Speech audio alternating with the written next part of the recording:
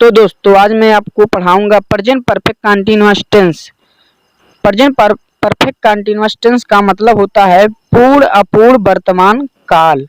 दोस्तों पूर्ण अपूर्ण वर्तमान काल, इस काल में काम जारी रहता है प्लस उसका समय भी दिया रहता है कि काम कब से शुरू हुआ है। जैसे वह 2 दिन से खेल रहा है तो खेल भी रहा है प्लस 2 दिन से और भी खेल रहा है। यानी दोस्तों इसमें भूतकाल से काम शुरू होकर वर्तमान में भी जारी रहता है। ये होता है प्रेजेंट परफेक्ट कंटीन्यूअस टेंस। ये हो गया, इसका मतलब हो गया दोस्तों। अब इसका अनुवाद करने का जो रूल होता है वो मैं बता देता हूँ। तो दोस्तों वीडियो शुरू करने से पहले मैं आपको बता देता हूँ कि वीडियो के लास्ट में मैं एक बहुत महत्वपूर्ण चीज आपको बताऊंगा। यदि आप दोस्तों उसको जान गए तो प्रेजेंट परफेक्ट कंटीन्यूअस टेंस हो या कोई अदर परफेक्ट कंटीन्यूअस टेंस हो, आप उसको आराम से समझ पाएंगे। यदि दोस्तों उसको सीखना चाहते तो आप वीडियो को पूरा देखें। तो इसका पहचान हो दोस्तों, रहा है, रही है, रहे हैं, रहा हूँ, रही हूँ, रहे हो आदि शब्द आता है प्लस कार्य करने का जो समय भी इसमें दिया रहता है। मैंने कहा दोस्तों इसमें काम करने भी जारी रहता है लेकिन टाइम भी दिया रहता है। दूसरा है टॉपिक से के लिए। अब से के लिए सिंस या फार का प्रयोग किया जाता है प्लस समय के अनुसार। अब ये से के लिए क्या होता है, जैसे दोस्तों वह 2 दिन से खेल रहा है तो 2 दिन के बाद से आता है तो उसके लिए सिंस या फार का प्रयोग किया जाता है। ये समय के अनुसार किया जाता है। मैं भी आपको एग्जाम्पल कराऊंगा ज्यादा से ज्यादा तो आपका सारा कंफ्यूजन क्लियर हो जाएगा एग्जाम्पल में। अब ये जानने के बाद दोस्तों आपको मैं बता देता हूँ, यदि आप प्रेजेंट परफेक्ट कंटीन्यूअस टेंस सही तरीके से सीखना चाहते हैं दोस्तों तो आप हमारे वीडियो के नीचे डिस्क्रिप्शन में सिंस या फार का एक लिंक मिलेगा। आप वहां से जाकर सिंस या फार का प्रयोग कैसे किया जाता है, सही ढंग से किया जाता है, तो आप उस वीडियो को जाकर देख लीजिए। नहीं तो आपको प्रेजेंट परफेक्ट कंटीन्यूअस टेंस का कोई भी रूल याद नहीं होगा, आप सही तरीके से प्रयोग नहीं कर सकते हैं। सिंस या फार इधर उधर आप यूज करेंगे तो आप उस वीडियो को जाके सही से देख लीजिए। अब पहचान जानने के बाद दोस्तों सिंस और फार का प्रयोग भी जान गए हम दोस्तों। उसके बाद अब अनुवाद करने का क्या नियम होता है वो मैं बताता हूँ। अफर्मेटिव सेंटेंस के लिए जो अनुवाद करने का रूल होता है वो है सब्जेक्ट प्लस हैव या has plus been plus verb की फर्स्ट फॉर्म के साथ ING plus object plus since या फार प्लस टाइम। ये होता है दोस्तों अफर्मेटिव सेंटेंस के लिए जो अनुवाद किया जाता है प्रेजेंट परफेक्ट कंटीन्यूअस टेंस में। उसके बाद नेगेटिव सेंटेंस के लिए है दोस्तों सब्जेक्ट प्लस हैव या has plus not plus been plus verb की फर्स्ट फॉर्म में ING plus object plus since या फार प्लस टाइम। ये होता है नेगेटिव सेंटेंस के लिए। इंट्रोगेटिव सेंटेंस के लिए क्या होता है दोस्तों, जब दोस्तों इस तरह के वाक्य के आरंभ में यानी शुरुआत में क्या शब्द पहले आ जाता है दोस्तों तो उसको हैव या हैज से शुरू किया जाता है सब्जेक्ट के अनुसार। तो हैव या has plus subject plus been plus verb की फर्स्ट फॉर्म में ING plus object plus since या for plus time plus question mark. ये होता है दोस्तों। लेकिन यदि प्रेजेंट परफेक्ट कंटीन्यूअस टेंस में के बीच में क्यों, कैसे, कब आदि शब्द वगैरह आ जाते हैं तो उसका जो इंग्लिश मीनिंग होता है उससे पहले लिखते हैं दोस्तों। उसके बाद हैव या has plus subject plus been plus verb की first form plus object plus since या for plus time plus question mark. ये होता है 3 रूल सेंटेंस को अनुवाद करने के लिए। अब दोस्तों पहचान भी जान गए हैं, अनुवाद करने का नियम भी जान गए दोस्तों। उसके बाद दोस्तों आपको ये कंफ्यूजन होता होगा कि हैव बीन या हैज बीन का प्रयोग कैसे करते हैं और कहाँ करते हैं। तो दोस्तों हैव बीन का प्रयोग आई, यू, वी, दे तथा प्लूरल नंबर के साथ हैव बीन का प्रयोग किया जाता है। ही, सी, इट तथा नेम के साथ हैज बीन का प्रयोग किया जाता है। तो दोस्तों आप 75% टेंस आप सीख गए हैं प्रेजेंट परफेक्ट कंटीन्यूअस टेंस का। आपको 25% में मैं आपको सिर्फ एक्सरसाइज करवाऊंगा। तो मैं हम पहला हमारा जो एग्जाम्पल है वो अफर्मेटिव सेंटेंस का है। वो पहला है, वह 2 दिन से। अब दोस्तों से आ गया है ना, मैंने बताया से के लिए सिंस या फार का प्रयोग किया जाता है। वह 2 दिन से खेल रहा है।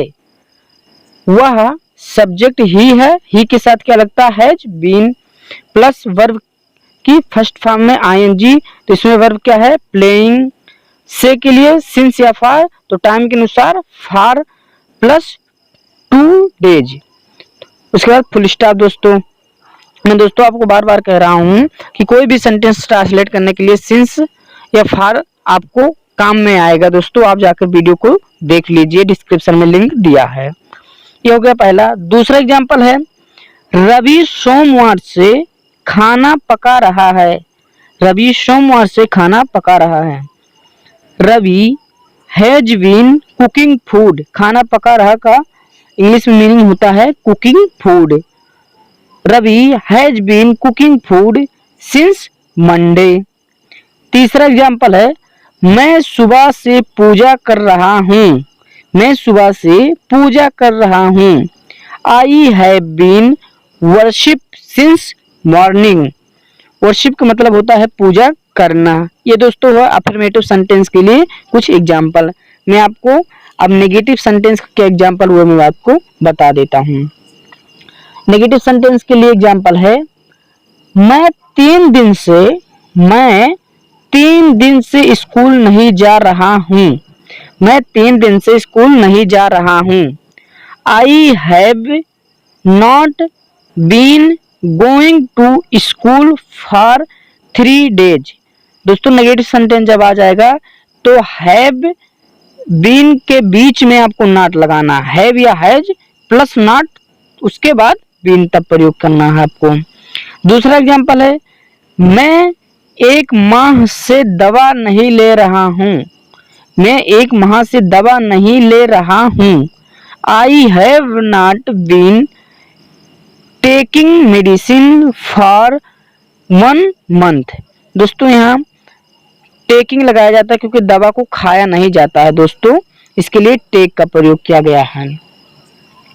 तीसरा एग्जांपल है, यह मरीज कल से खाना नहीं खा रहा है। यह मरीज कल से खाना नहीं खा रहा है। This patient has not been eating food since tomorrow. चौथा एग्जांपल है, सुधीर 2 बजे से नहीं सो रहा है। सुधीर 2 बजे से नहीं सो रहा है। Sudhir has not been sleeping since 2 o'clock। ये दोस्तों हो गया नेगेटिव सेंटेंस के लिए कुछ एग्जाम्पल। अब मैं आपको इंट्रोगेटिव सेंटेंस के लिए 2-4 एग्जाम्पल कराता हूँ। पहला एग्जाम्पल है, मैंने बताया है प्रेजेंट परफेक्ट कंटीन्यूअस टेंस या कोई भी परफेक्ट कंटीन्यूअस टेंस है, यदि उसके शुरुआत में क्या शब्द आ जाता है तो उसका अंग्रेजी सबसे पहले जैसे हैव या हैज का प्रयोग किया जाता है वो सब्जेक्ट के अनुसार। तो क्या तुम यानी यू के साथ क्या प्रयोग किया जाता है, हैव। उसके बाद उसके सब क्या के लिए हैव पहले लिखते हैं, उसके बाद सब्जेक्ट यू प्लस बीन। तो have you been sleeping since 8 o'clock। दूसरा एग्जाम्पल है, क्या हुआ 1 सप्ताह से इस मकान में रह रहा है। Has he been living in this house for 2 weeks। तीसरा एग्जाम्पल है, तुम 2 घंटे से यहाँ क्या कर रहे हो। तुम 2 घंटे से यहाँ क्या कर रहे हो। तो दोस्तों क्या शब्द वाक्य के बीच में है तो सबसे पहले इसका मीनिंग लिखते हैं। क्या का मीनिंग होता है, व्हाट। उसके बाद दोस्तों सब्जेक्ट के अनुसार हैव या हैज का प्रयोग करते हैं। तो सब्जेक्ट इसमें है यू के साथ हैव लगाएंगे।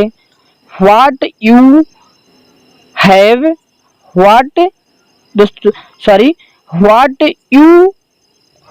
Have you been doing here for 2 hours।